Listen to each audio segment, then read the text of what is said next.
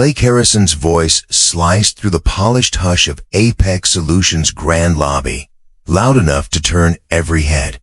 "What are you doing here? Did security let another one slip through?" His gaze raked over Amara from head to toe, each second dripping with disdain. Before she could even breathe a word, he reached the oversized soda in his hand, tilted it with deliberate slowness, and let the ice-cold stream cascade overhead. Dark cola spilled down her hair, soaked through the silk blouse tailored to perfection, and dripped onto the leather of her briefcase. The sharp scent of sugar and syrup filled the air as the first splash hit the marble floor, splattering into jagged brown pools.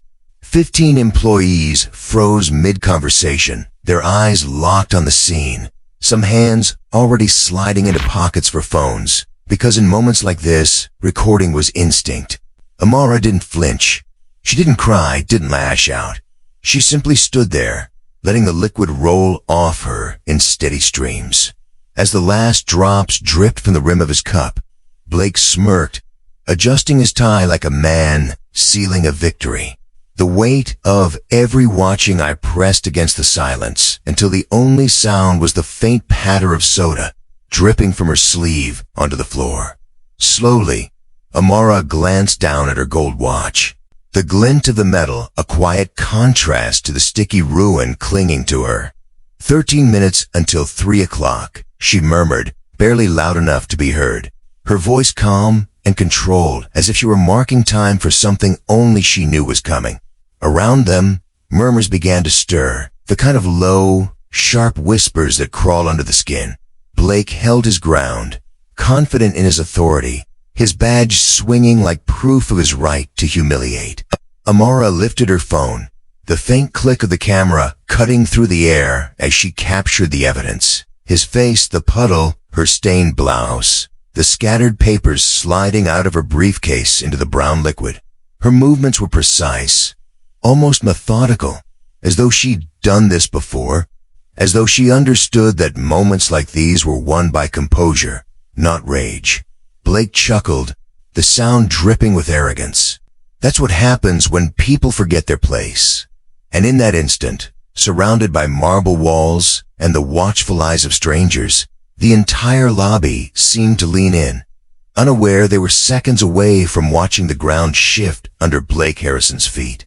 Because what he didn't know, what not a single one of them knew, was that the woman he had just drenched in soda, the one he thought he could dismiss without consequence, was the last person in this building he should have touched. She wasn't just a visitor. She wasn't just a name on a badge. She was the one person who could decide the future of his career in less than a sentence. And in exactly 13 minutes, everyone here would learn why. Maria Sanchez, the young receptionist, hesitated at her desk, her eyes flicking between Amara and Blake as if weighing whether to speak. "Sir, this lady has proper visitor credentials. She's here for..." But Blake's voice cracked like a whip, slicing her sentence in two. "Are you questioning my authority, Maria? Because I can have you writing up incident reports all week." The flush of embarrassment burned across her cheeks as she stepped back, lips pressed tight. Marcus Sterling, no relation, approached from the far end of the lobby, the security radio buzzing faintly with chatter from other floors. At 45, he had seen enough corporate chaos to know when trouble was brewing. But what he saw now was different. A woman soaked in soda, yet standing with the poise of someone who refused to be broken. "What seems to be the problem, Mr. Harrison?" Marcus asked, his tone calm, but his eyes lingering on Amara longer than usual. "This woman is trespassing. Remove her immediately." Blake's finger jabbed toward her, as if sealing a guilty verdict. "She's clearly here to steal proprietary information or cause trouble." Amara bent down, not hurried, just deliberate, gathering the papers that had slipped from a briefcase. The leather case, embossed with the mark of a prestigious law firm, dripped on a marble floor as she tucked inside documents with letterheads that read "Confidential," "CO only," and "Meridian Acquisition," 340 Grand Central Plaza. Across the lobby, Chloe Vance, a junior executive waiting for the elevator, angled her iPhone just enough to record discreetly. In her 18 months here, she'd never seen Blake this aggressive, and something about it didn't sit right. Marcus's eyes flicked to the gold-trimmed badge hanging from Amara's lanyard. "Ma'am, may I ask what brings you here today?" Amara straightened slowly, droplets still sliding from her hair. "I'm delivering time-sensitive documents to the CEO. David is expecting these for his 3 o'clock board meeting." She handed the badge to Marcus, who raised an eyebrow at the clearly marked VIP, Executive Suite Access. Before he could take a closer look, Blake snatched it from his hand. "Fake? Obviously fake, like the CEO would associate with." He didn't finish, but the way his voice dropped into that pause spoke volumes, and the unspoken insult hung in the air like a heavy cloud. Amara's gaze locked on him, her voice cutting through the tension with a measured chill. With what exactly? The question made the room feel suddenly smaller. Conversations died mid-sentence, and even the distant hum of the building seemed to hold its breath. Blake's face flushed a deeper red, but before he could recover, the elevator chimed and Assistant Manager Caroline Davies stepped out. At 38, she had mastered the art of climbing the corporate ladder without challenging authority, and her quick glance took in everything. The soaked black woman, the scattered documents, Blake's puffed chest. "Is there a problem here?" she asked, sliding into position at his side, like an ally falling into formation. "Just removing an unwanted visitor," Blake replied without missing a beat. "Someone who thinks she can waltz in here, claiming to know the CEO."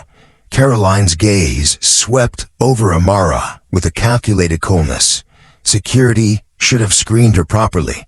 "Marcus, how did she get past the front desk?" Marcus kept his voice careful, professional. "She has proper credentials. VIP access badge, signed visitor log. Those can be forged." Caroline cut in sharply, as if the words were a reflex. "Blake's right to be cautious. We've had issues with corporate espionage lately." Amara's phone vibrated in her hand, but she ignored it, instead continuing to take photographs, each one a silent record of stained clothing, ruined contracts, and the impassive faces of those who stood by. She zoomed in on Blake's smirk, on the brown puddles reflecting the lobby chandelier, on Caroline's folded arms. The caller ID flashed David, but she silenced it again without hesitation. Chloe, now closer, pretended to check her email while her camera rolled, catching every word, every posture. Something about the way Amara carried herself, the confidence in her stance, the quiet precision in her movements, felt deeply familiar. 10 minutes, Amara murmured, checking her watch again. 10 minutes until what? Blake's tone carried mockery. Until your accomplices arrive. Until you finish whatever scam you're running. Behind the reception desk, Maria bit her lip, glancing at her screen. She had seen this woman's name before, on visitor logs, every month, always with VIP clearance, always requesting direct CEO access. "Sir," Maria said softly, "maybe I should call upstairs and you'll do no such thing." Caroline snapped before Maria could finish. "We handle our own security issues down here." Another buzz lit up Amara's phone, this time a text. "Meridian contracts needed ASAP. Board meeting moved to Boardroom 30A. Where are you?" She turned the screen toward Marcus. His jaw shifted as he read it, the professional mask slipping for just a moment. "Mr. Harrison," Marcus said slowly, "perhaps we should verify her story before." "I don't care about her story." Blake's voice ricocheted off the marble. "Look at her. Does she look like CEO material to you? Use your eyes, Marcus." The racist undercurrent in those words was unmistakable, curling through the air like smoke, and the faces around them tightened with discomfort as Chloe's phone caught it all. From the coffee station, Robert Jenkins, a sharply dressed white executive, stepped forward with a puzzled frown. "Blake, what's all the shouting about?" he asked. "Just handling a security breach, Rob. Nothing you need to worry about." Robert's eyes moved to Amara, scanning the briefcase, the professional posture that somehow persisted despite her soaked appearance. "Ma'am, are you all right? Do you need medical attention?" "I'm fine, thank you," Amara replied evenly. "I just need to deliver these documents." 8 minutes. 8 minutes until what?" Robert asked. "Until David's board meeting starts. He's expecting the Meridian acquisition contracts." Robert's expression tightened instantly. He knew about the Meridian deal, a $380 million acquisition that could shape the company's future. "Blake," he began cautiously, "maybe we should stay out of this, Rob. I've got everything under control." But the control Blake boasted about was already slipping, unraveling thread by thread under the weight of Amara's calm authority. The air in the lobby shifted. More employees were glancing over from hallways and elevators, sensing something bigger than an ordinary confrontation. Behind the desk, Maria's computer chimed with a message from the CEO's office. "Is Mrs. Sterling downstairs? CEO is looking for merger documents." Her eyes widened as she looked from the glowing words on her screen to Amara's composed figure. The name clicked into place. Mrs. Sterling, the same woman who had come here month after month with VIP clearance and always been met with respect by senior leadership. "Oh my God," Maria whispered. Blake noticed her reaction immediately. "What's wrong with you now?" "Nothing, sir. Just checking something." But her finger hovered over a keyboard, frozen between instinct and fear. Caroline moved closer to Amara, her gaze fixed on an expensive Hermes handbag, the tailored blazer that, even under soda stains, spoke of wealth and stature. "You know what I think?" Caroline's voice rose just enough to carry. "I think you're one of those con artists who dress up nice and target tech companies. Probably already hit half of Silicon Valley this week." Robert shifted uneasily. "Caroline, that seems a bit what? Observant. Realistic," she shot back. "Look at her, Rob. She shows up here, claiming to know our CEO. David Sterling. The David Sterling. It's laughable." Amara kept her hands steady as she sorted through damp documents, separating what could be saved from what was beyond repair. 6 minutes, she said softly, her voice more a reminder to herself than a warning, yet it threaded tension tighter around everyone listening. Marcus watched her with growing unease. In over a decade of corporate security work, he'd seen people yell, cry, threaten lawsuits, but never someone meet humiliation with such unwavering composure. Chloe edged closer to the elevator bang, camera still rolling, every instinct from her business journalism days, telling her this was a story worth capturing. She'd already posted a vague live update to her LinkedIn, witnessing something disturbing at work. More details soon. Blake's voice snapped her attention back. "Marcus, escort this woman out immediately. Use force if necessary." Marcus hesitated. "Sir, maybe we should verify her credentials first." "Call upstairs and, are you deaf?" I said, "Remove her now." The command hung heavy, layered with the unspoken reality. A black security guard being ordered by white managers to physically remove a black woman whose credentials they refused to check. Marcus's jaw tightened. "Mr. Harrison, I prefer to follow proper protocol. Your protocol is whatever I tell you it is." Blake's face flushed crimson.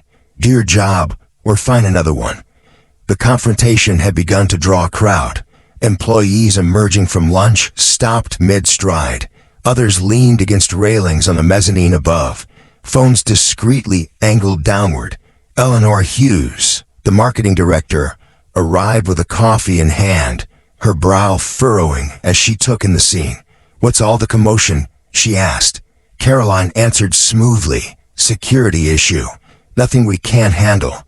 But Eleanor's eyes lingered on Amara. "She doesn't look like a security threat." "Ma'am, are you injured? Do you need assistance?" "I'm fine, thank you," Amara said. "I just need to reach the 32nd floor before 3 o'clock. Eleanor's eyebrows shot up. The 32nd floor was reserved exclusively for executive offices and the CEO's suite. Blake let out a harsh laugh. "You hear that?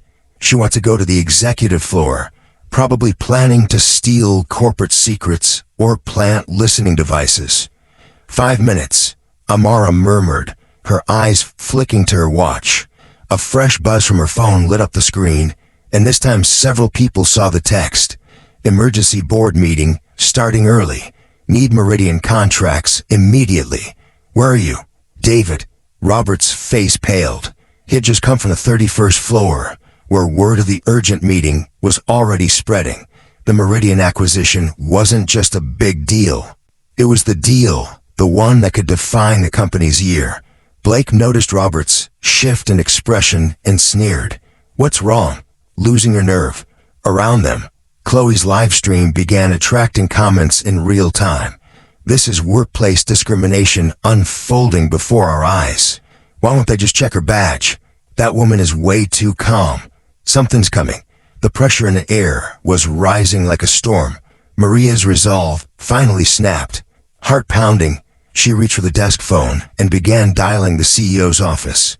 Maria, what are you doing? Caroline's voice cracked with alarm. Following proper security protocol, Maria replied, her hand steady on the receiver. Blake lunged toward her desk, but she was already connected. Mr. Sterling's office. This is Sarah, came the calm voice on the other end. Hi, Sarah. This is Maria at the front desk. I have Mrs. Sterling here who says she's delivering documents to the CEO. A pause, and then an audible sigh of relief. Thank God. Put her on immediately. Mr. Sterling has been looking everywhere for those contracts. The lobby's murmur died into absolute stillness. Blake's confident swagger faltered. Caroline froze in mid-step. Maria extended the phone toward Amara. Ma'am, Mr. Sterling's assistant would like to speak with you. Amara took it gracefully. Sarah, yes, it's me. I'm in a lobby with the Meridian contracts, but there's been a slight delay. Even from several feet away, the relief in Sarah's voice carried. Oh, thank goodness. Mr. Sterling was about to send security down to find you. The board meeting moved up to 2:55. Can you come up immediately? I'll be right there, Amara replied, handing the phone back to Maria. The air seemed to thin, stretch tight, like a pulled wire. Blake's mouth opened and closed without sound. Caroline shifted backward instinctively. Robert cleared his throat. Blake, I think there might have been a misunderstanding. No misunderstanding. Blake snapped, though his voice had lost its earlier edge. Anyone can pretend to be someone's wife. Happens all the time. Eleanor Hughes, her phone already in hand, quickly searched David Sterling's CEO wife. When the image results loaded, her face went pale. Across the lobby, Amara checked her watch again. For minutes, she said, stepping toward the elevator. Blake moved into her path, his body blocking the doors. You're not going anywhere until we verify your identity properly. Marcus, detain her. Marcus's eyes flicked between Blake's reddening face and Amara's unshaken composure. 12 years in security told him this was a career-ending trap for someone. Maybe for him if he made the wrong move. Sir, with respect, the CEO's office just confirmed. I don't care what they confirmed. Use your eyes. Does she look like CEO wife material to you? The racist weight of the question hung heavy in the marble space. Chloe's phone captured every word. Her live audience now topping 100 viewers and climbing. Somewhere above, the elevator gears hummed, and Amara's gaze flicked upward, as if she knew exactly who was about to step through those doors. Amara's phone rang again, and this time she answered without hesitation. Hi, darling. Yes, I'm still downstairs. There's been a small complication with building security. Even at a distance, the deep male voice on the other end was audible to everyone nearby. What kind of complication? Do you need me to come down? That might be helpful, Amara replied evenly, her tone untouched by the chaos around her. I have your Meridian contracts, but Mr. Harrison here seems to believe I'm some sort of security threat. A pause on the line, then the voice hardened, each word clipped with authority. Put Harrison on the phone. Blake shook his head quickly, hands raised as if warding off a trick. I'm not falling for this scam. Probably your boyfriend's part of the con. Amara extended the phone toward him. "He'd like to speak with you." "Absolutely not." Blake barked. "Marcus, I order you to arrest this woman for trespassing, fraud, and attempted corporate espionage." Marcus's eyes locked on the phone in Amara's hand, then on Blake's face. Something in his gut told him this was the moment everything could unravel for the wrong person. In 30 seconds, a routine confrontation had become a minefield for careers. The elevator chimed. A soft whoosh accompanied the polished steel doors as they slid open, reflecting the tension in the lobby like a mirror.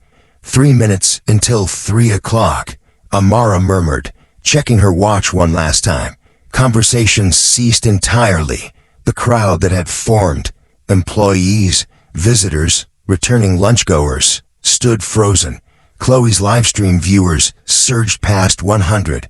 Maria's grip on the edge of her desk was white-knuckled. Every eye turned toward the opening elevator, breath collectively held. And then he stepped out, tall, composed, dressed in a charcoal suit worth more than most people's monthly salary. His presence shifted the air immediately, as though the very building recognized its master. David Sterling, CEO of Apex Solutions, had arrived, and with one glance at his wife, the course of the next few minutes, and the fate of several careers, was about to change forever. David's gaze swept the lobby in one slow, deliberate arc, taking in the scattered documents, the puddles of cola glistening under the lights, the small crowd frozen mid-breath. Then his eyes locked on Amara, his wife, and the shift in his expression was instant, from confusion to recognition to a fury, so sharp it seemed to chill the air. "What happened to you?" His voice carried through the marble space with the weight of command. Blake's once smug confidence drained from his face in real time, replaced by the hollow-eyed panic of a man realizing the ground beneath him was gone. Caroline instinctively stepped back, nearly colliding with Robert, whose coffee cup slipped from his hand and shattered against the floor. Amara turned toward David with the same steady composure she had kept from the moment Blake first spoke to her. "I brought your Meridian contracts," she said. "They got a little wet." David's jaw tightened as his gaze shifted from her to Blake, Caroline, and the onlookers. "Someone explain to me why my wife is covered in soda." The silence that followed was suffocating. Nobody moved. Nobody breathed. Blake's lips parted, but no sound came out. Beads of sweat formed at his hairline, sliding down his temple. David's tone dropped, the temperature in the room seeming to fall with it. "I asked a question." Marcus stepped forward first, his professional instincts overriding hesitation. "Sir, there was a misunderstanding about Mrs. Sterling's visitor credentials." David's head turned sharply. "Misunderstanding?" His brows lifted in disbelief. "Marcus, my wife has been coming here monthly for 3 years. She's at every company event. Her picture hangs in my office."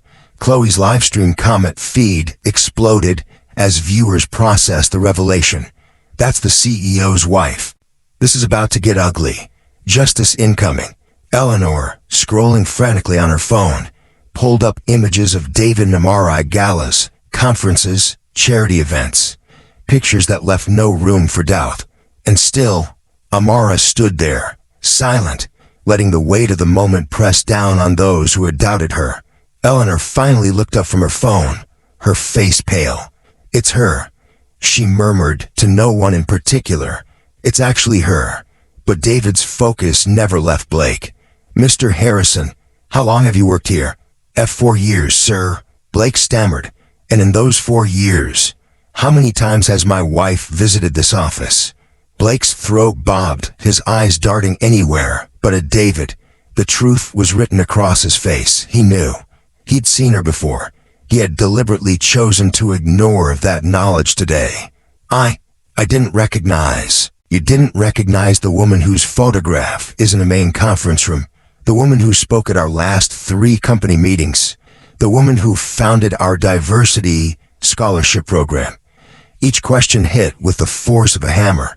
Blake's knees seemed to soften under him. Caroline tried to salvage the moment.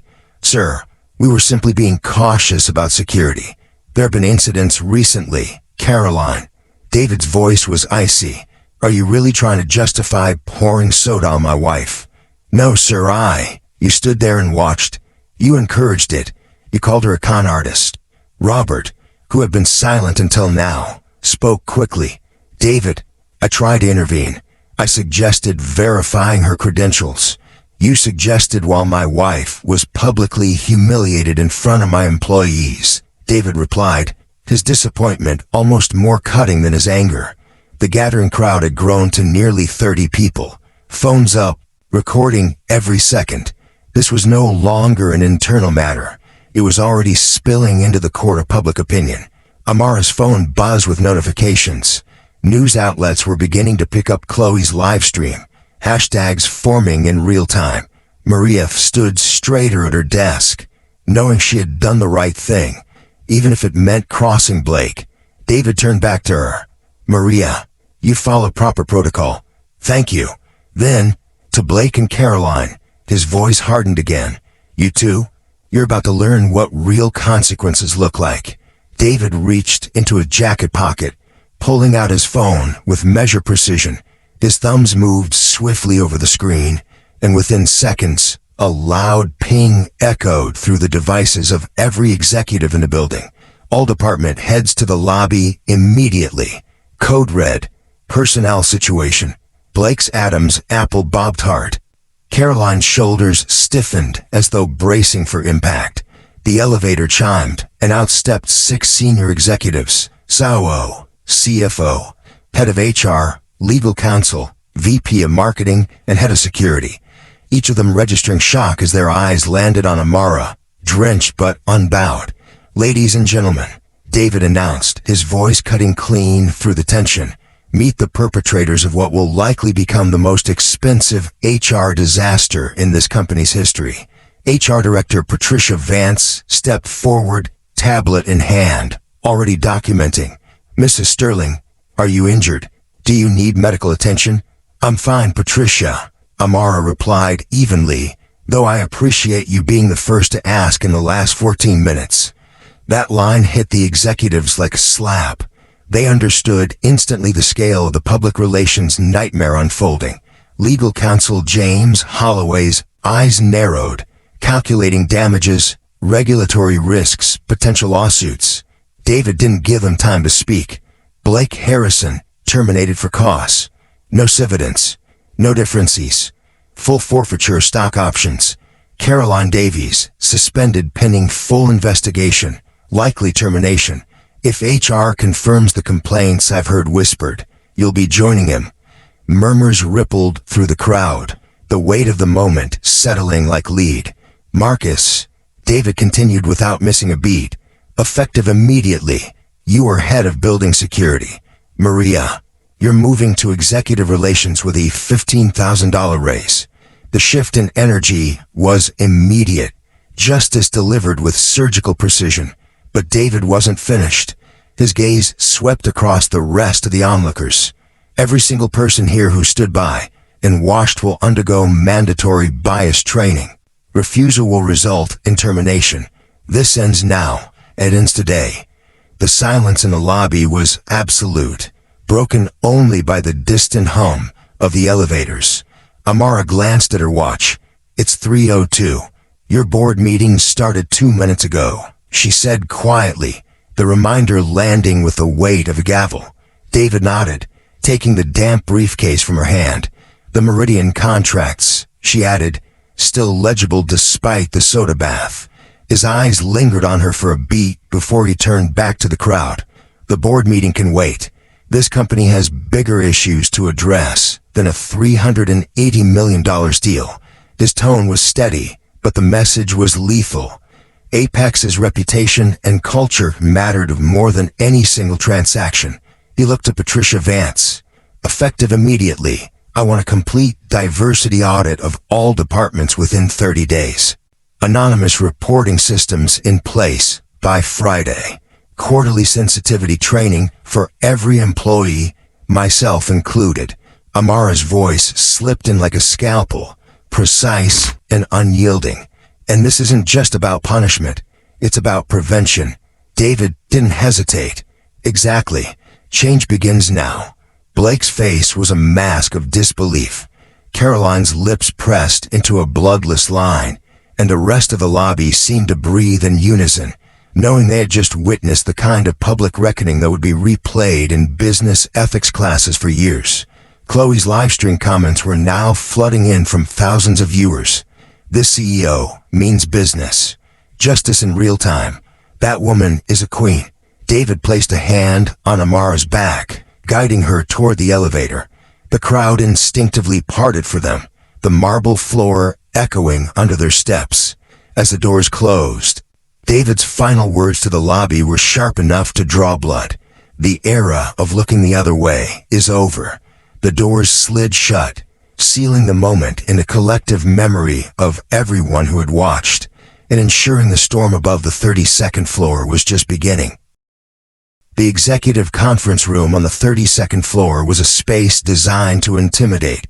Floor-to-ceiling windows, framing the Manhattan skyline. A $60,000 Italian marble table gleaming under recessed lighting, and leather chairs arranged with military precision. But today, no one was admiring the view. 7 board members sat with tablets open, their faces drawn tight.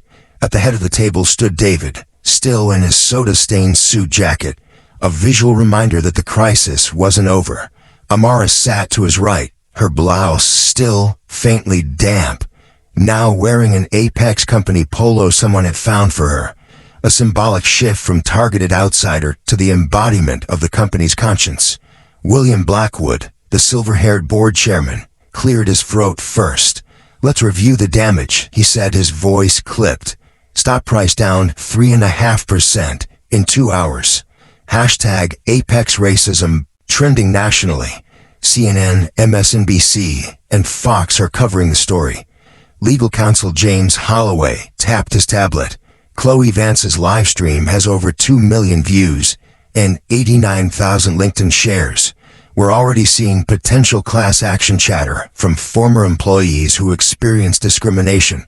CFO Margaret Shun leaned forward. "Best case scenario, settlements, legal fees, and reputation management will cost $18 million. That's assuming Mrs. Sterling doesn't pursue maximum damages." The air seemed to thicken as every gaze shifted to Amara. She met their eyes without hesitation. "I've been looking over Apex's diversity data," she began, opening a thick folder. "Executive leadership is 75% white male. Department heads, 83% white. Middle management, 80% white. In a city that's 28% black and 35% Hispanic. This isn't representation, it's exclusion." Patricia Rossi, a board member in a Navy suit, shifted uncomfortably. "We've always focused on merit-based hiring. Merit according to whom?" Amara's voice was calm, but each word was sharp enough to leave a mark. "When 95% of recruiters look like you, and 88% of hiring managers share the same backgrounds, you're not hiring on merit. You're hiring on sameness." Silence followed, the kind that made every person in the room feel the weight of what had just been said. David tapped the control panel at the end of the table, and a slide appeared on the wall screen showing department-by-department performance metrics. "Let's talk about Blake Harrison's division," he said. $50 million in annual revenue. Only 2.1% of our total. Employee satisfaction scores, 3.2 out of 5. Turnover rate, 34%. Almost double the company average. And these are the words that show up most often in exit interviews. Hostile environment, lack of respect, cultural insensitivity. He turned to face them all. "We didn't miss this. We ignored it." Amara slid a separate packet across the table. 47 HR complaints from Blake's department in the last 18 months. Sexual harassment, racial microaggressions, promotion discrimination, all marked resolved or unsubstantiated. Patricia Vance, the HR director, shifted in her seat. Those complaints were handled according to company protocol. Protocol designed to protect the company, not the employees. Amara said, her tone unflinching. Average investigation time, 3.7 days. Average follow-up, 0. Anonymous reporting system, non-existent. Michael O'Connell, a board member known for his skepticism, leaned forward. What exactly are you proposing, Amara? She didn't hesitate. A complete structural overhaul. Blake Harrison is already gone. Caroline Davies, terminated. She participated in harassment and has 6 formal complaints against her. Assistant Manager Derek Stone, 3 sexual harassment allegations. Regional HR Rep Susan Green covered up legitimate discrimination cases. Building Security Supervisor Tony Marshall lost incident reports for 8 months straight. Margaret Chin's fingers tapped a silent calculation on the table. That's 5 high salary terminations in one sweep. Severance alone, $360,000. Legal counsel James Holloway cut in. Cheaper than the $60 million we'd be facing in settlements if other victims come forward. And they will. David's gaze swept the room again. This isn't optional. It's survival. The question is whether Apex is willing to lead or be destroyed. Amara opened her laptop, projecting a clean, bullet-pointed presentation onto the wall screen. Here's what I want implemented within 90 days. First, an anonymous reporting system, mobile app-based, managed by a third party, with 0 tolerance for retaliation. Annual cost, $130,000. Second, quarterly bias training for every single employee, not just management, mandatory for promotion consideration. Cost, $250,000. Third, diverse hiring mandates. 40% minority representation in management within 18 months, with dedicated diversity recruiters and partnerships with historically black colleges and universities, as well as Hispanic serving institutions. Cost, $200,000.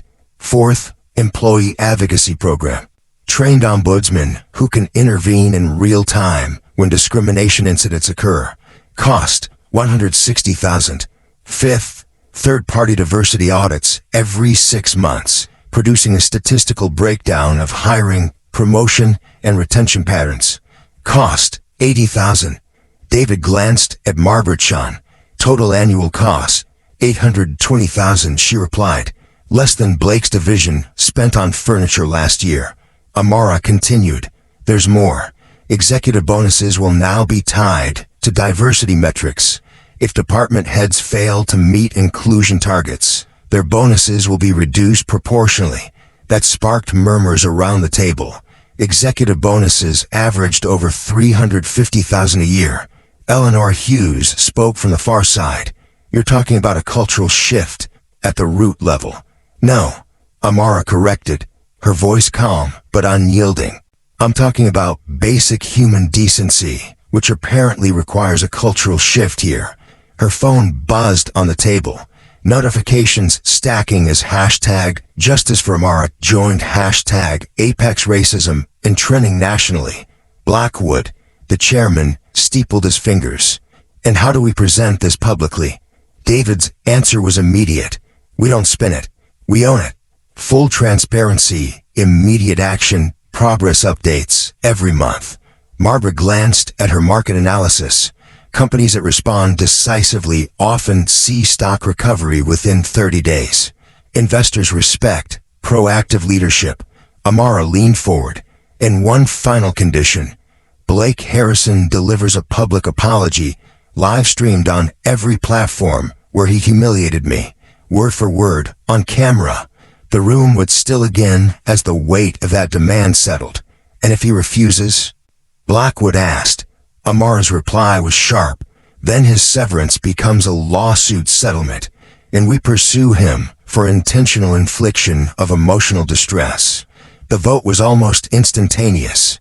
All in favor? Blackwood asked, scanning the table. 7 hands went up without hesitation. No one willing to be seen as opposing reform in this climate. The decision was sealed. David turned to Amara. Done. 90 days. Monthly progress reports. And you have my word. If these standards aren't met, leadership changes will follow, myself included.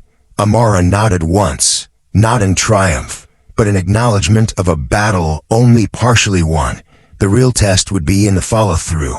Outside the boardroom, Chloe's live stream had already been clipped, subtitled, and posted across platforms, racking up millions of views. Public opinion was shifting. Apex wasn't just the site of a scandal anymore. It was becoming a case study in what decisive leadership looked like. As a meeting adjourned, David's phone rang, the caller ID flashing William Blackwood, chairman. "Bill, we just wrapped here," he said into the receiver. On speaker, the chairman's voice was clear enough for everyone nearby to hear. "David, your wife's incident is already on CNN. Stock is down 2 points in the last 5 minutes.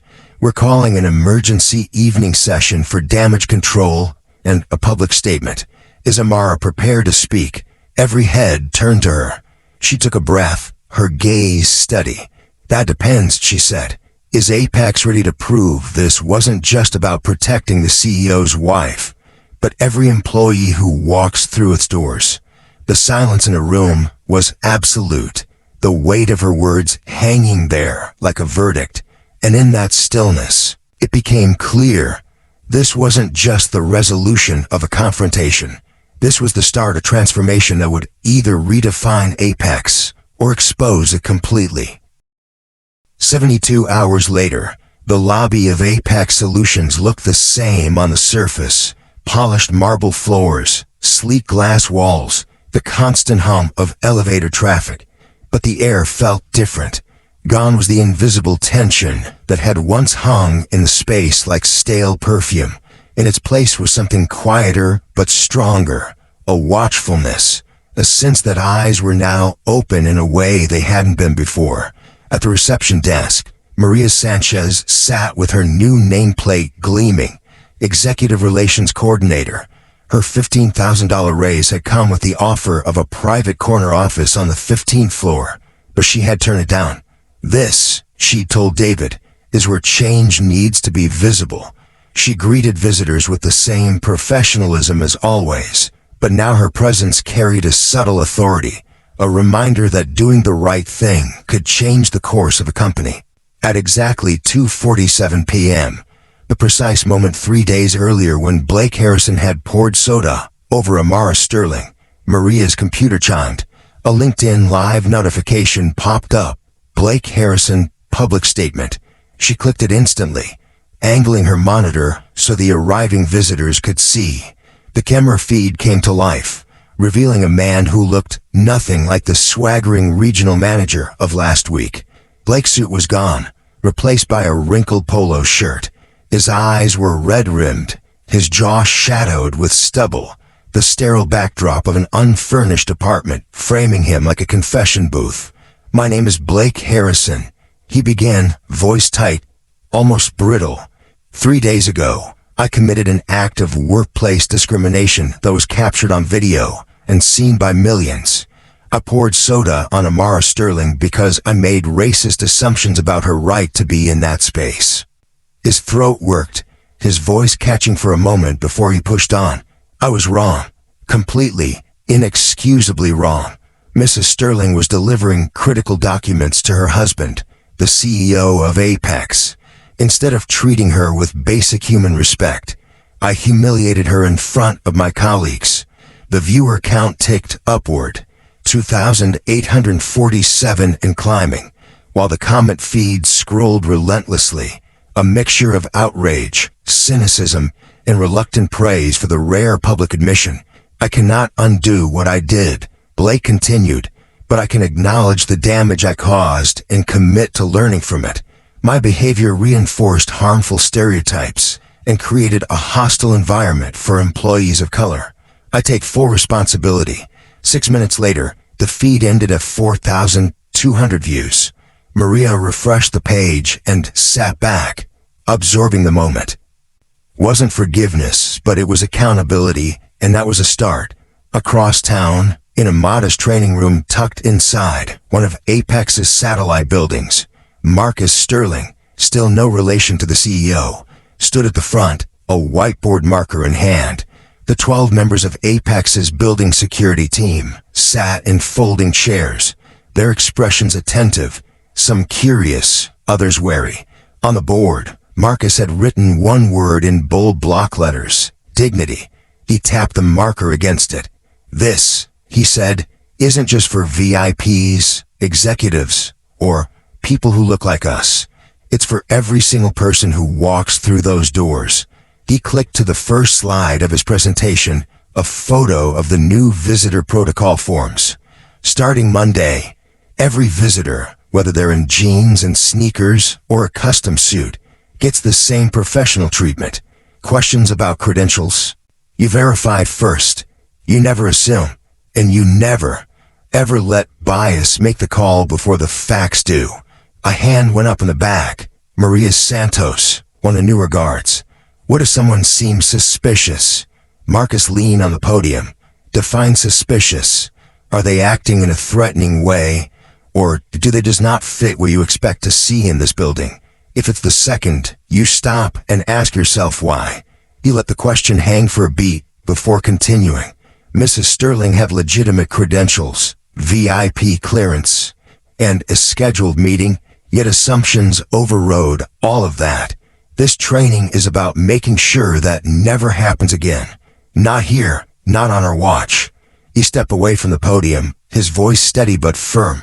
"Our job isn't just to protect property, it's to protect the people inside it. Every person gets respect first, questions second." Around the room, heads nodded, some slowly, others with sharp agreement. Marcus knew real change wouldn't happen overnight, but this was the first brick in a new foundation. Meanwhile, high above the city in the executive suite, Amara sat at her desk reviewing the first wave of applications for Apex's newly created position, Chief Diversity Officer. 47 submissions had arrived in just 72 hours. The corporate world taking notice that Apex was no longer the same company it had been a week ago. Her assistant appeared in the doorway. "Mrs. Sterling, your 3:30 interview is here." Amara rose to greet Dr. Evelyn Stone, a poised woman in her early 40s with a Harvard PhD in organizational psychology and a resume that included diversity consulting for 3 Fortune 100 companies. Evelyn stepped in with a firm handshake and a direct gaze. "Mrs. Sterling, before we begin, I need to ask, how serious is Apex about actual change versus PR damage control?" Amara smiled faintly at the bluntness. "Dr. Stone, 3 days ago, this leadership team was 75% white male. Since then, we've hired 2 black department heads, promoted 6 employees of color, and terminated 5 people with documented histories of discrimination. We're not patching over a crack. We're rebuilding the foundation." She turned her laptop toward Evelyn, revealing a live dashboard of diversity metrics that updated in real time. "By the end of this year, I expect these numbers to look very different, and not because we lowered standards, because we raised them." Evelyn studied the screen for a long moment before nodding slowly. "I've been ready to lead a transformation like this my entire career," she said. "Then let's get to work," Amara replied, gesturing for her to sit. Outside the office windows, the late afternoon sun spilled gold across the skyline, a quiet reminder that even in the aftermath of upheaval, there was space for something new to rise. Downstairs in the tech development wing, Chloe Vance sat hunched over a laptop, fingers moving quickly as lines of code scrolled across the screen. The prototype for SafeSpeak, Apex's new anonymous reporting app, was almost ready to launch. On the large monitor mounted on the wall, her team watched as she demonstrated the workflow. Anonymous submissions get routed directly to third-party investigators, she explained. They guarantee a response within 24 hours. No internal access to reporter identities unless explicit consent is given. Her voice carried a quiet intensity, the kind that made it clear this wasn't just another project. It was personal. Around her, a mix of engineers and HR specialists nodded as she clicked through the final security checks. "The app goes live Monday morning," Chloe continued. "We'll integrate it with every company device and make it accessible to staff from anywhere. Every employee will get a walkthrough during rollout. Early survey results were already showing signs of shift. In Blake Harrison's former division, workplace satisfaction scores had jumped from 3.1 to 4.2 in just 3 days. Marcus's promotion and Maria's public recognition had sent a ripple of confidence through the ranks. Employees were speaking more openly in meetings, greeting one another without the stiffness that had once been the norm. Even clients had begun to notice. 3 major contracts were renewed ahead of schedule, with decision-makers citing Apex's public commitment to inclusivity as a deciding factor. Chloe saved her work and leaned back, watching the real-time analytics populate on the dashboard. It wasn't just numbers climbing, it was trust. And in a company that had nearly lost its soul to complacency, that trust was worth more than any quarterly earnings report. By Friday afternoon, the transformation was already tangible in ways that went beyond internal policy. Apex's HR inbox overflowed with 847 new job applications, more than triple the usual weekly volume. Many came from top-tier talent who had never considered Apex before, but now saw it as a place where their work would be valued and their dignity protected. The career site's analytics showed a spike in traffic from historically black colleges and universities, as well as professional networks serving Hispanic, Asian, and LGBTQ+ communities. Word was spreading. Something real was happening here. Meanwhile, HR's investigation into Caroline Davies had concluded, and the results were damning. 6 additional incidents of discrimination she had quietly buried were unearthed, each one documented in full detail. Her 60-day suspension was rescinded in favor of immediate termination. In her place, Marcus Hayes, a black operations manager who had been passed over for promotion 3 times despite stellar performance, was installed as interim regional director. His appointment was announced in an all-hands email. The message clear: overlooked talent would be recognized. But the ripple effect didn't stop at Apex's doors. 7 other major tech companies in New York reached out to Amara directly, requesting consultations on how to replicate Apex's reforms. Industry blogs picked up the story, framing it as a roadmap for inclusive transformation. Even a few competitors quietly inquired about licensing safe speak, recognizing the inevitability of similar reckonings in their own offices. For Amara, the requests were both vindication and responsibility. Change here was just the start. What happened next could reshape more than one company's culture, and for the first time in a long while, she felt the tide moving in the right direction. 6 months later, Amara Sterling stepped onto the stage of the National Diversity Summit in Washington, D.C., the soft hum of anticipation filling the auditorium. Before her sat more than 500 business leaders from across the country, CEOs, HR directors, policymakers, all gathered to hear how Apex Solutions had gone from a viral embarrassment to an industry benchmark for inclusivity. The woman who had once stood in the middle of a marble lobby, drenched in soda and surrounded by silent onlookers, now moved with the assured grace of someone who had not only survived humiliation, but turned it into a blueprint for transformation. She began without theatrics, her voice steady and unhurried. "They saw a black woman and decided I didn't belong," she said, the words hanging in the air like a challenge. What they didn't see was someone who had spent 15 years building systems to make sure no one else would face that same humiliation. Behind her, a large screen displayed side-by-side photos. The Apex leadership team from a year ago, pale, homogeneous, closed off, and the team today, diverse, vibrant, representative of the city it served. The numbers spoke for themselves. 38% minority leadership, the highest in New York's tech sector. Employee satisfaction scores at 4.8 out of 5. Turnover down to 8%, saving millions annually in recruitment costs.